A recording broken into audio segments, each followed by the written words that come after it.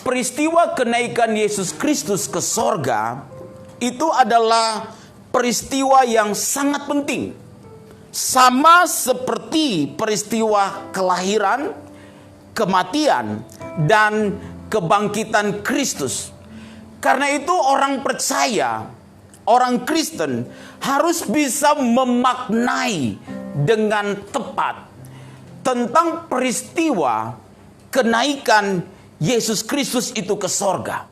Karena kalau kita bisa menemukan makna yang sebenarnya dari kenaikan Yesus Kristus ke sorga, maka kehidupan kekristenan kita itu akan berbeda.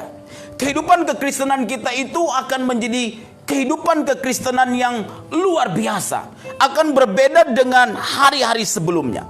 Nah, hari ini di dalam perikop ini kita akan belajar tentang 3 hal yang penting yang mengingatkan kita kembali setelah kita mempelajari teks ini berhubungan dengan kenaikan Yesus Kristus ke sorga. Yang pertama, apa yang kita perlu pelajari dari perikop ini? Yang pertama, kenaikan Yesus Kristus ke sorga itu mengingatkan kita bahwa kita ini adalah saksinya Tuhan. Mari kita lihat ayat yang ke-8 dari perikop ini. Ayat yang ke-8 dikatakan begini, Bapak Ibu Saudara. Tetapi kamu akan menerima kuasa kalau Roh Kudus turun ke atas kamu, dan kamu akan menjadi saksiku di Yerusalem dan di seluruh Yudea dan Samaria dan sampai ke ujung bumi. Nah, Alkitab menjelaskan kepada kita bahwa dalam percakapan Tuhan Yesus dengan murid-muridnya sebelum terangkatnya Yesus Kristus ke sorga, Alkitab mengatakan kepada kita bahwa Yesus mengingatkan kepada murid-muridnya bahwa kita ini akan menerima kuasa kalau Roh Kudus turun ke atas kita. Kemudian tujuannya adalah kita akan menjadi saksi, kata Alkitab, di Yerusalem, di seluruh Yudea, Samaria, dan sampai ke ujung bumi. Nah, Alkitab memberitahu kepada kita bahwa kenaikan Yesus Kristus ke sorga mengingatkan kita bahwa kita ini adalah saksinya Tuhan selama kita berada di dunia ini. Ayat yang ke-8 ini merupakan ayat kunci dari buku Kisah Para Rasul ini.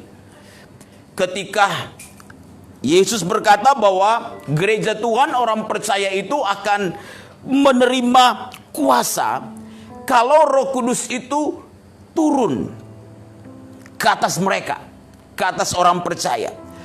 Tetapi yang penting yang perlu kita pahami adalah begini, Bapak Ibu Saudara. Waktu saya dan saudara menjadi anak Tuhan, waktu kita menjadi pengikut Kristus, maka kita ini adalah saksinya Tuhan. Alkitab katakan kita akan menjadi saksi, bukan bersaksi. Jadi suka atau kita nggak suka, mau atau kita nggak mau, sadar atau kita nggak sadar, kita ini adalah saksinya Tuhan. Kita diminta oleh Tuhan menjadi saksi. Menjadi saksi ini, Bapak Ibu Saudara, berarti ini bicara tentang hidup kita. Bagaimana hidup kita ini perlu menjadi saksinya Tuhan. Karena itu Alkitab berkata kepada kita bahwa kita ini adalah surat Kristus yang terbuka, yang bisa dibaca oleh apa? Banyak orang. Sehingga orang bisa melihat Yesus lewat keberadaan kita. Bagaimana kita bisa menjadi saksinya Tuhan, itu tergantung bagaimana kerelaan hati kita untuk diubah oleh Tuhan. Karena kita tidak mungkin bisa jadi saksi kalau kita itu tidak diubah oleh Tuhan. Karena itu saya percaya setiap kita yang berjumpa dengan Tuhan, hidup kita itu pasti diubah oleh Tuhan. Amin, saudara. Setiap kita yang berjumpa dengan Tuhan, hidup kita itu pasti diubah oleh Tuhan. Orang seringkali tertarik dengan yang namanya bersaksi. Sehingga ada banyak orang ketika dalam ibadah-ibadah tertentu ada namanya ruang kesaksian. Sehingga orang percaya bisa bersaksi tentang kebaikan Tuhan, yaitu menceritakan tentang bagaimana kebaikan Tuhan dalam hidup mereka. Tapi Alkitab mengatakan bukan bersaksi, tetapi Alkitab katakan kalau Roh Kudus turun ke atas kita, maka kita akan menjadi saksinya Tuhan.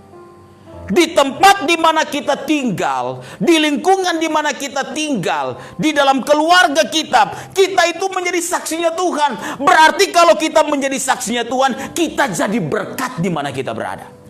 Berarti kita membawa keharuman nama Yesus di mana kita berada.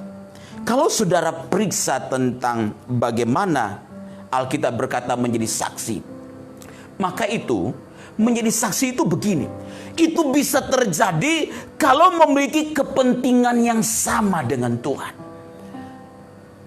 Orang itu bisa menjadi saksi kalau dia memiliki kepentingan yang sama dengan apa yang menjadi kepentingan sorga. Di dalam teks asli Alkitab dijelaskan demikian.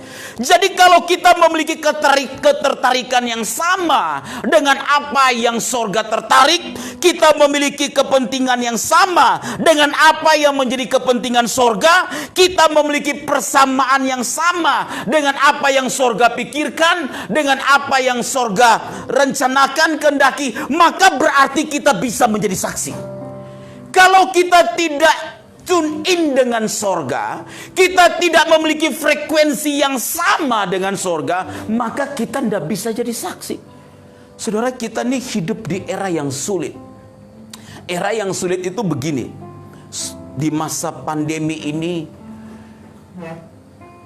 kita itu berusaha untuk survive. Bagaimana untuk bisa bertahan, bisa survive di tengah era seperti ini. Jadi orang-orang yang hidupnya individualistisnya tinggi, mementingkan diri sendiri, akan semakin mementingkan diri sendiri. Kalau boleh, dia dulu yang semua kebutuhannya itu terpenuhi, baru kemudian orang lain. Tapi kekristenan sebenarnya nggak demikian. Doa Tuhan Yesus ketika dia disalib, dalam 7 perkataan agung yang keluar dari mulut Yesus, salah satunya adalah dia berdoa begini, "Ya Bapa, ampunilah mereka, sebab mereka tidak tahu apa yang mereka perbuat." Di dalam kesendirian Tuhan Yesus, di dalam apa yang dialami dalam penderitaan Tuhan Yesus, dia masih bisa memikirkan orang lain. Bukan memikirkan orang lain yang berbuat baik kepada dia, tetapi yang menyalibkan dia di kayu salib. Kekristenan itu demikian, Bapak Ibu Saudara. Di era di mana orang hidup untuk dirinya sendiri, orang hidup untuk kepentingannya sendiri, maka saya dan saudara perlu jadi berkat. Kita perlu jadi saksi, sehingga orang bisa melihat ada Yesus lewat keberadaan kita. Orang bisa melihat kita ini adalah surat Kristus yang terbuka, yang bisa dilihat oleh banyak orang, sehingga lingkungan kita bisa melihat kehadiran kita bukan dari apa yang kita cakapkan, bukan dari apa yang kita omongkan, tapi dari perilaku kita, dari kehidupan kita, sehingga kita membawa damai, kita bisa jadi berkat. Itu berarti kita sedang menjadi saksi Tuhan. Bukan karena kita berbicara.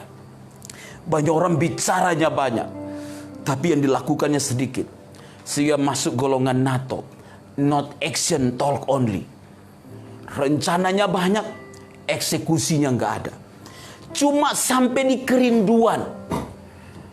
Kalau boleh kerinduan saya Tuhan, saya mau melayani Tuhan. Kalau boleh kerinduan saya Tuhan, saya mau berubah. Tapi cuma sampai di rencana.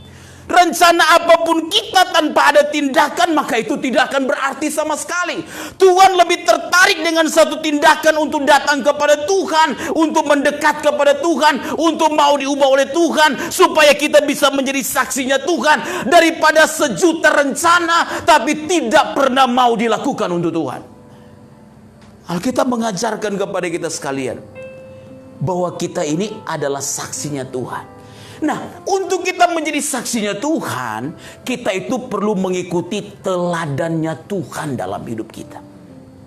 Dari cara kita berbicara, Bapak Ibu, dari cara kita bersikap, kita itu bisa harusnya mengikuti teladannya Tuhan, teladannya Yesus dalam hidup kita.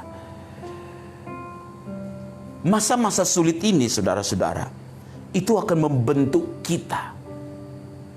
Pertama, membentuk kita untuk lebih dekat kepada Tuhan.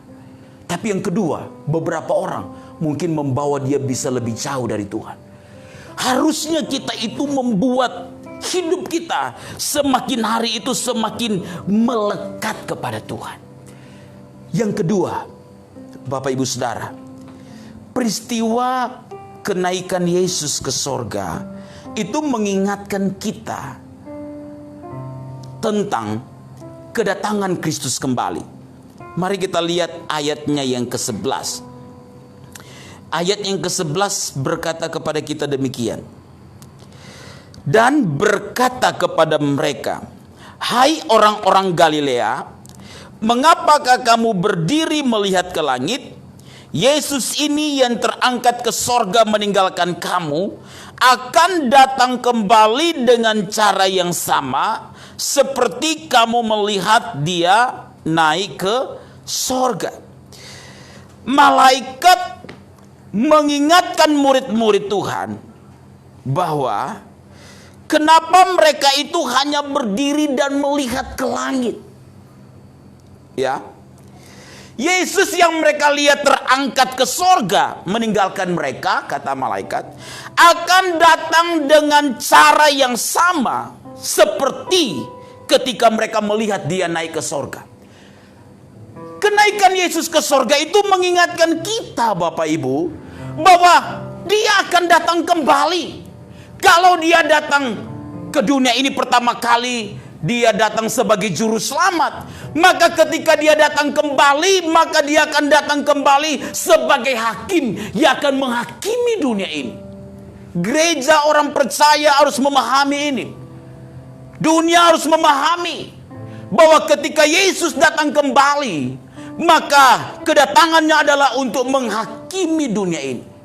Malaikat berkata Kristus akan datang kembali dengan cara yang sama. Ini mau menunjukkan sebuah jaminan mengenai kepastian tentang kekekalan. Orang suka bertanya dari dulu berbicara tentang Kristus mau datang, akan datang kembali. Dan orang mulai bimbang, mulai ragu tentang kedatangan Kristus, tentang kekekalan. Bapak Ibu Saudara dikasihi oleh Tuhan, sadar atau kita nggak sadar, suka atau kita nggak suka, Kristus itu pasti akan datang kembali. Tak ada seorang pun yang tahu. Tapi kalau kita coba memperhatikan peristiwa-peristiwa yang terjadi di sekitar kita, tentang bagaimana tanda-tanda zaman ini ada di sekitar kita, maka kedatangan Tuhan itu sudah sangat singkat. Dan Bapak Ibu Saudara, kedatangan Tuhan ini akan terjadi secara tiba-tiba. Tuhan akan datang dan akan beritahu kita kapan waktunya, tetapi dia akan datang secara tiba-tiba. Karena itu Alkitab berkata kedatangan Tuhan seperti pencuri yang tidak pernah memberitahukan. Tak ada pencuri yang ketika datang dia WhatsApp, "Pak, saya mau datang jam 3 subuh. Nanti tolong kunci brankas ditaruh di depan, kunci mobil kemudian taruh di depan. Pintu gerbang jangan ditutup Pak ya, saya cuma mampir sebentar lalu ambil." Tidak ada pencuri yang modelnya begitu. Kalau ada pencuri yang modelnya begitu, itu namanya pencuri hati. Jadi dia berikan signal-signalnya yang ada. Tapi kedatangan Tuhan itu tidak ada seorang yang tahu. Karena itu begini Bapak Ibu Saudara, kalau Kristus itu akan datang kembali sebagai hakim yang akan menghakimi dunia ini, maka bagaimana sikap kita itu yang paling penting. Karena ada banyak orang bersikap seperti Tuhan itu tidak ada. Banyak orang bersikap seperti Tuhan itu jauh mau datang. Kita berada di masa sulit, masa sukar hari-hari ini. 1 Yohanes 3 ayat 3 berkata begini, orang yang menantikan pengharapan akan kekekalan itu, mereka harus menyucikan dirinya sama seperti Kristus itu adalah suci.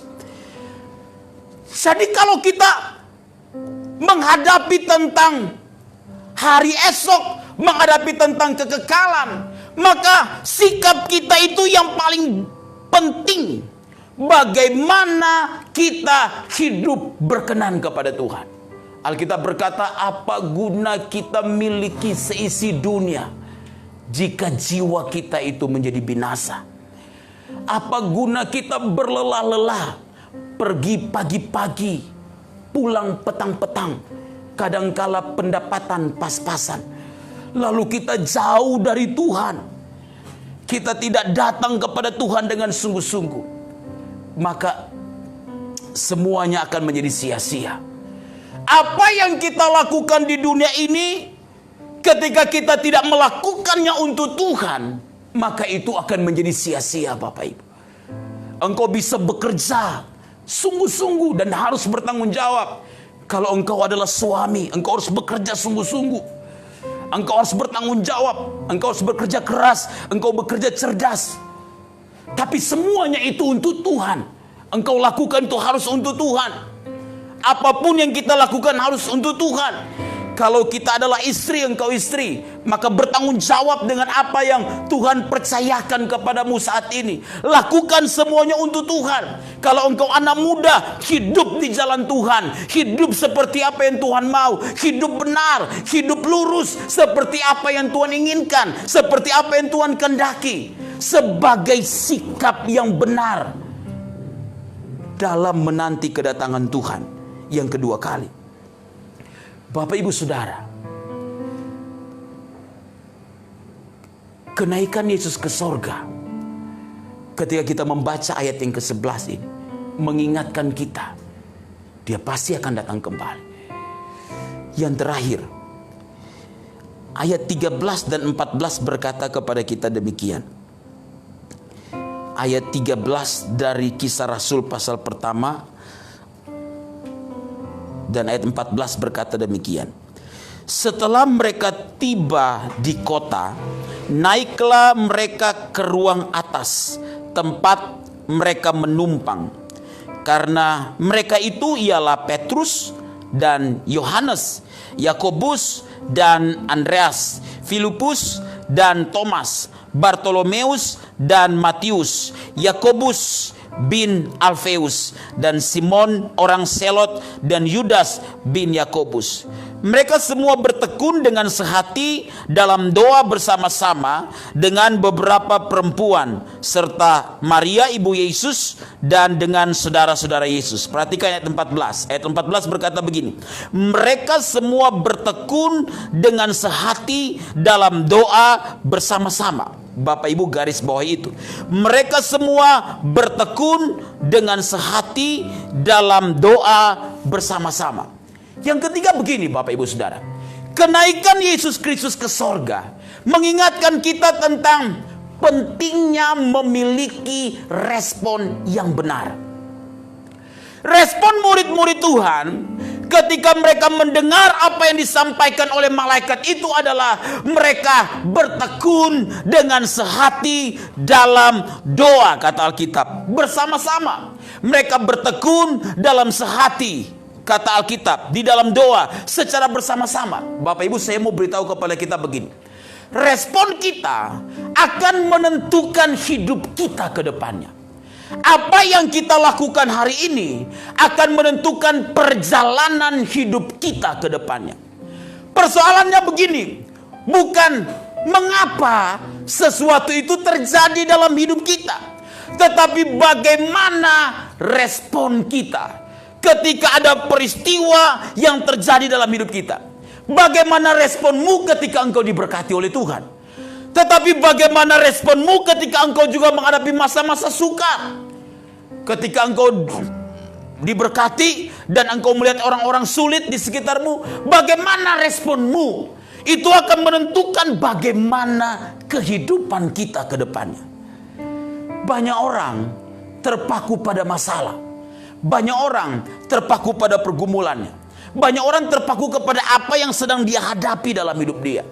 Sebenarnya yang menentukan kita itu adalah bagaimana kita merespon berbagai peristiwa yang terjadi dalam hidup kita.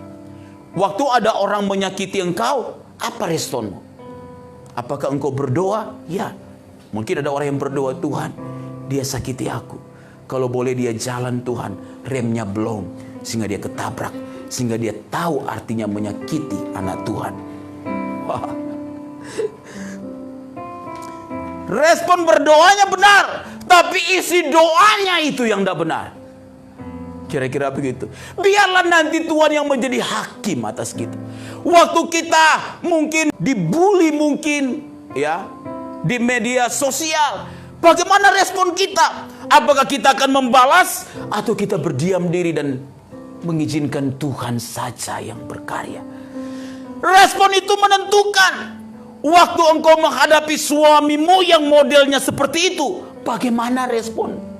Apakah engkau berdoa untuk dia siang dan malam? Atau mungkin engkau berdoa, terserah Tuhan, lebih baik dia kena corona daripada dia nyakitin aku seperti ini Tuhan. Kalau boleh corona aja menyerang dia. Waduh, ini responnya. Kalau engkau suami, lalu kemudian engkau menghadapi istri yang mungkin tidak mensupport, tidak mendukung, ya, kau pulang rumah, ya, bukannya kopi datang, tapi kata-kata pedas yang datang. Bawa uang berapa ke rumah? Pak, ini corona, bawa beras enggak? Bawa sembako enggak? Aduh, udah susah tambah susah hati kita kalau hadapi istri yang modelnya begini. Tapi respon kita bagaimana? Itu yang penting. Respon kita itu menentukan bagaimana hidup kita. Kalau engkau anak muda, engkau udah menggantungkan harapanmu kepada seseorang. Kalau engkau seorang wanita menggantungkan harapanmu pada seorang pria, berharap dinikahin, tapi datang undangan dia menikah dengan orang lain. Padahal yang engkau tahu cuma dia satu-satunya yang engkau sayangi, dan cuma engkau satu-satunya yang dia sayangi menurutmu. Tapi ketika engkau mengalami itu, bagaimana responmu? Ketika engkau diperhadapkan dengan hal-hal begitu, respon itu penting. Bapak Ibu, ketika Yesus itu berada dalam masa-masa yang sulit dalam pelayanan 2000 tahun yang lalu, ketika dia berada di Taman Getsemani, ketika orang-orang Farisi ahli Taurat datang bersama dengan tentara-tentara Romawi untuk menangkap dia, dipimpin oleh Yudas. Apakah dia bisa melawan saat itu? Bisa. Dia berkata kepada salah seorang muridnya, sangka kamu aku tidak bisa meminta bala tentara sorga untuk datang? Dia bisa lakukan itu. Tapi dia lebih ikuti apa yang menjadi kehendak Bapa. Respon itu penting. Waktu doa kita belum dijawab oleh Tuhan, bagaimana respon kita? Apakah kita akan tinggalkan Tuhan dan berkata, cukup sampai di sini saja hubungan kita Tuhan. Doaku nggak dijawab-jawab selama ini. Sampai di sini saja aku melayani. Wah, ini kekristenan yang dangkal. Tapi mampukah kita berkata, Tuhan, apa yang engkau buat itu baik. Aku mau mengerti kehendak-Mu Tuhan. Aku mau mengerti apa yang menjadi rencana-Mu Tuhan. Aku mau tahu isi hati-Mu Tuhan. Sehingga aku berjalan sejalan, seirama dengan Engkau. Mengikuti jejak-jejak-Mu Tuhan. Mengikuti teladan-Mu Tuhan. Kalau itu kerinduan kita, bagaimana kita berjalan dalam perkenanannya Tuhan, maka saya percaya kita akan bertumbuh dalam keserupaan dengan Yesus, menjadi sempurna seperti Bapa. Kita akan dikembalikan kepada kodrat yang semula ketika Tuhan menciptakan kita segambar dan serupa dengan Dia. Respon yang benar itu akan membawa kita lebih dekat dengan Tuhan. Bapak Ibu tahu, ada dua orang murid Tuhan yang membuat kesalahan yang sebenarnya mirip-mirip kesalahannya. Yang pertama Yudas, dan yang kedua Petrus. Yudas menjual Tuhan Yesus dengan 30 keping perak. Tapi Petrus masalahnya juga tidak kalah dengan itu. Kesalahan dia tidak kalah dengan Yudas. Dia menyangkal gurunya 3 kali sebelum ayam jantan berkokok. Dia menyangkal 3 kali. Tapi bedanya respon sesudah itu. Yudas akhirnya dia bunuh diri. Petrus dia bertobat. Dia merespon dengan benar. Dia datang kepada Tuhan kembali, dia bertobat. Respon itu penting Bapak Ibu Saudara. Jadi masalah itu di mana-mana akan ada. Jangan pernah berpikir bahwa sesudah corona ini maka masalah akan selesai. Oh tidak Bapak Ibu. Masalah itu akan ada di mana-mana. Kita nggak tahu pandemi ini kapan berakhir. Tapi kita percaya Tuhan punya rencana yang indah di balik ini.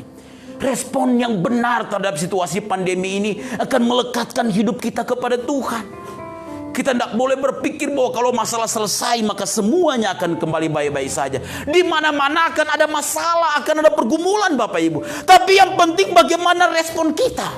Itu yang penting. Kalau engkau dengar firman, engkau beribadah, bagaimana responmu?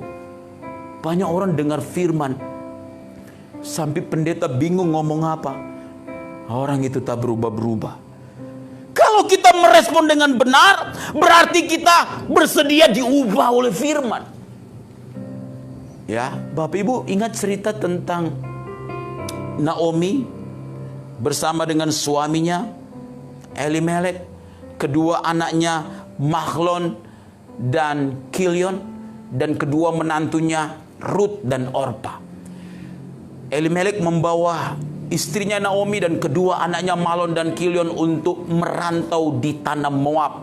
Mereka pergi dari rumah mereka, dari tempat mereka Bethlehem. Lalu kemudian terjadi pergumulan yang begitu berat, tragis hidup Naomi.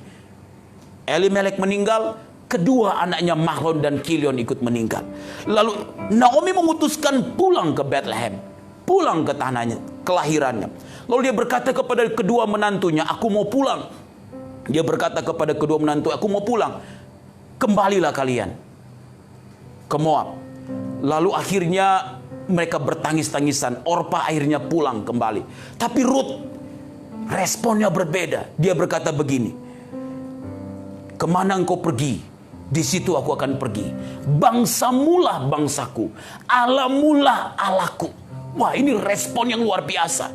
Di dalam masa sukar, masa sulit, di dalam ketidakberdayaan, dalam ketidakmampuan kita, respon yang benar itu akan menentukan bagaimana Tuhan akan berkarya, bagaimana Tuhan akan bekerja dalam hidup kita semua Bapak Ibu Saudara. Dan kita tahu ketika Rut memutuskan itu, dia kembali mengikuti Naomi. Kata Alkitab, dari Rutlah silsilah Tuhan Yesus itu ada. Dia menikah dengan Boas dan kemudian sampai kepada Yesus Kristus. Dia masuk dalam silsilah Yesus Kristus. Itu begitu luar biasa. Respon kita yang paling penting. Jadi tak ada masalah kalau kita menghadapi masa sukar harusnya.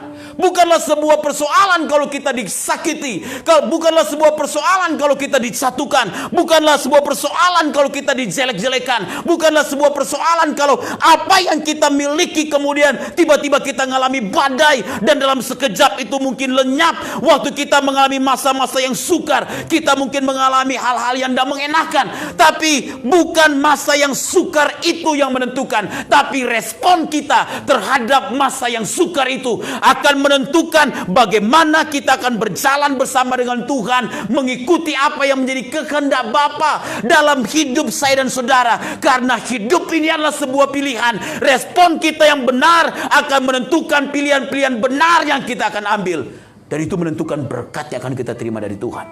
Bagaimana Tuhan akan memulihkan hidup kita. Dan berkat kita ini berhubungan dengan kekekalan Bapak Ibu. Kita akan memerintah akhirnya bersama dengan Tuhan dalam kekekalan nanti. Karena itu respon yang harus kita miliki adalah respon yang berkenan kepada Tuhan.